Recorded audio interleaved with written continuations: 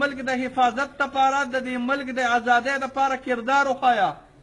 دا زه تاسو ته ګپې نه لګوم، تپوس دې وکړئ، خیر دی. د نیشنل پارټۍ نه هم تپوس وکړئ، زمونږ ملګري دي خو خفه کېږي دي نو.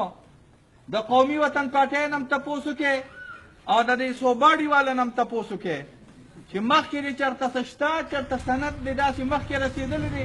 یاره دا شي چې زه وایم بد دي، خو زه به شي به ځه مخکې دې څه شته نو خیر دې ویې رسوئ. تا ته به سکندر خان وایي، تا ته به سکندر خان وایي چې زما صرف زما نه مخکې څوک راغلی دی؟ آفتاب دی. او د آفتاب نه مخکې څوک راغلی دی؟ ایاد خان دی. او د ایاد خان نه مخکې څوک راغلی دی؟ بټو دی. د بټو نه اخ سره څه نشته، وایه شته ورسره نه نشته. ګوره ایمل خان به تا ته وایي چې ما نه اخوا مخکې څوک راغلی دی؟ ولی خان دی. د ولی خان نه مخکې څوک راغلی دی؟ باچا خان دی. او سپندیار خان دی. او اخوا د باچا خان نه مخکې چېرته د دوی څه سلسله شته ما ته ووایه که نه. او دا د پشکال دا چندخان دا صوباډي والا یادوم، د دوی خو اخا اسم نشته. ګورې دا یاد ساتئ، زه د الحمدلله چې په دې ځای کې ودرېږم نو زه خپله سلسله محمد رسول الله صلی الله علیه وسلم ته رسولی. زما په شا باندې الحمدلله، زما په شا باندې د رسول الله صلی الله علیه وسلم پنجه پرته راغلې ده.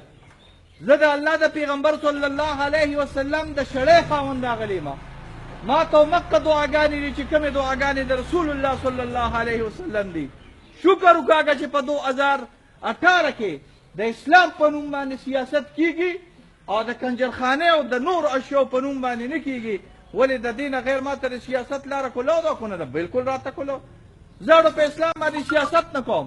خو زه تاسو نه یو تپوس کوم چې کله ستا دا وطن ازادېده په 1970 کې چې دې ته د کله سرحد وي، هغه وخت کې خو تا د اسلام نوم استعمال کړی دی چې مونږ هندو ته اوټ نه اچوو، مونږ قرآن ته نوم اچوو. مشرانو ته دا خبره یاده ده، کشران په دې خبره باندې نه پوهېږي. نو د وطن د ازادۍ لپاره د اوټ لپاره چې ته د اسلام نوم استعمالوې، نو د دې وطن د حفاظت لپاره به انشاءالله بیا ته د اسلام نوم استعمالوې او که نه به استعمالوې؟ ولې به یې نه استعمالوې وروره؟ او دوی وایي مولا ګورې اسلام آباد ته ځي.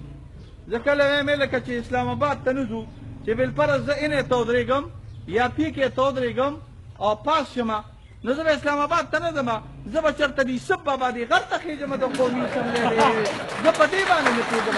د یوسف بابا غر ته به زه خېږم چې هلته د قومي اسمبلۍ اجلاس ته راځئ چې زه د یوسف بابا غر ته خو اسلام آباد ته به ځم که نه.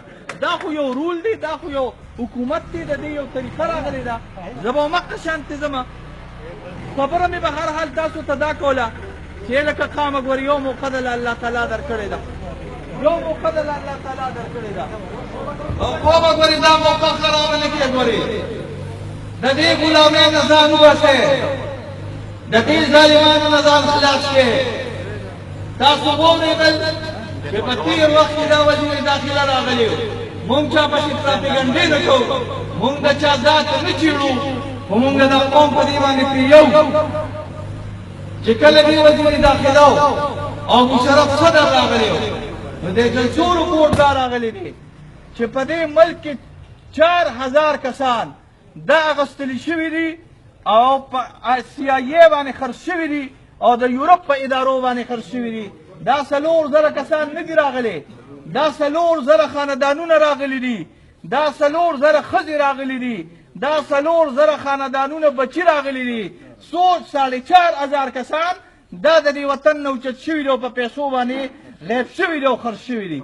زه تاسو ته دا خبره کوم وروره، زه تاسو ته دا خبره کوم، پښتون سړی به چېرته هم خپله مور خور په پیسو باندې ورنه کړي.